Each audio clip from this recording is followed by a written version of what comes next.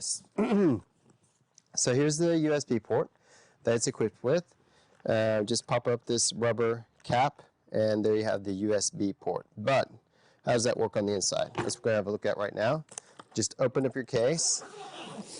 You have dual opening here, the outer hard shell and the inner part. Just zip up both of those. When you receive your case, it will look like this on the inside, 99% sure, but where's the cable? So right here is an access zipper. And then right here we have the cable, all bound together, which basically is connecting to the port on the outside. So when your case is new, this is the way I do. You can do it in some other ways as well, but this is what my kind of starting recommendation is. So pull out the cable like that, zip back up the zip, and basically that's your extension for your battery.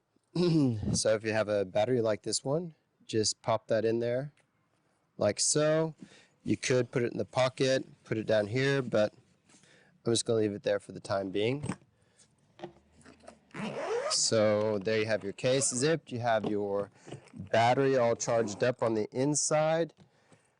And then when you want to sort of half remotely charge, just plug your normal USB cable into the case itself there, and you're ready to charge. That's it. So that's the USB port on Echolux Celestra. Thanks a lot.